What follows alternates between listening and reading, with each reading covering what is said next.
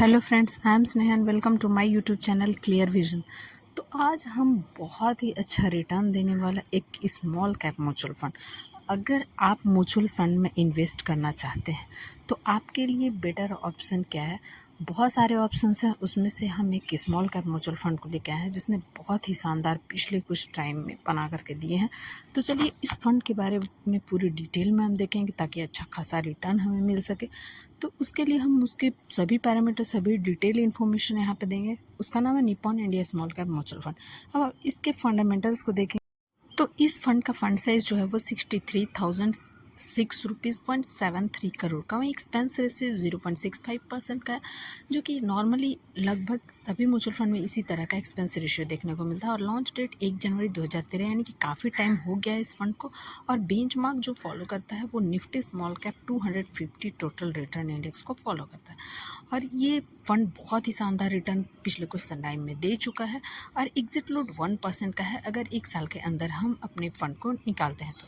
और return since launch 25% का। और इस फंड में हम SIP मिनिमम 100 रुपीज़ से स्टार्ट कर सकते हैं। तो अब हम इसके देखेंगे रिटर्न को कि आखिर ये, तो हम देख सकते हैं कि हमारा Nippon India small cap fund का जो रिटर्न है और कैटेगरी एवरेज का जो रिटर्न है, यानी कि कैटेगरी एवरेज से काफ़ी अच्छा खासा रिटर्न बना के दिया है ये fund Nippon India small cap mutual fund ने। तो आप हम देख सकते हैं कि 1% लॉन्ग टर्म में बहुत ही मायने रखते हैं। और स्टॉक और म्यूचुअल फंड में अगर जितना टाइम दे और वो अगर फंडामेंटली स्ट्रॉन्ग स्टॉक या म्यूचुअल फंड तो हमें काफ़ी लंबे समय रखने के बाद हमें कंपाउंडिंग का फ़ायदा देखने को मिलता है।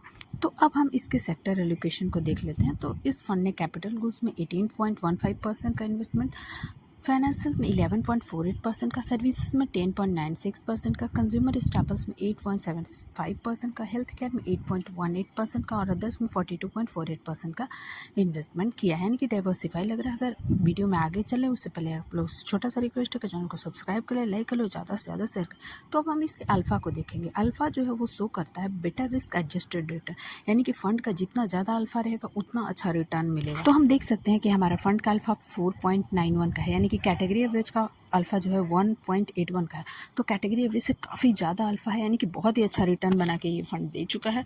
तो अब हम नेक्स्ट इसके बीटा को देखेंगे। बीटा देख रहे हैं कि 0.84 का है हमारा फंड का बीटा, और वहीं पे कैटेगरी एवरेज का बीटा है 0.87 का, यानी कि कैटेगरी एवरेज के बीटा से यहाँ पे कम बीटा है, यानी कि कम वोलेटाइल है। बीटा वोलेटिलिटी को दिखाता है किसी भी फंड के वोलेटिलिटी का, कि वो फंड कितना वोलेटाइल है, यानी कि कैटेगरी एवरेज से अगर कम बीटा है तो ज़्यादा बेटर फंड माना जाता है। तो अगर हम अब देखेंगे लास्ट में कि अगर हम मिनिमम SIP 10,000 का अगर हम 15% रेट ऑफ इंटरेस्ट से भी लेते हैं, टाइम पीरियड 10 साल पहले अगर किए होते तो इन्वेस्टेड अमाउंट 12 लाख हो जाएगा और एस्टिमेटेड रिटर्न 14,30,180 रुपीज़ का, और टोटल वैल्यू जो है वो 26,30,182 रुपीज़ का, जो कि बहुत ही अच्छा रिटर्न इसे माना जाएगा। तो पर्सनली मुझे ये फ़ंड बहुत ही अच्छा लगा। हालांकि मेरी तरफ से बाय या सेल का रिकमेंडेशन बिल्कुल भी नहीं है, सिर्फ लर्निंग पर्पज से ज्ञान है बनाया गया है ये वीडियो। तो सिर्फ हमने इसके सभी पैरामीटर्स को देखने की कोशिश करी। अगर हमारा ये वीडियो इन्फॉर्मेटिव लगा तो चैनल को सब्सक्राइब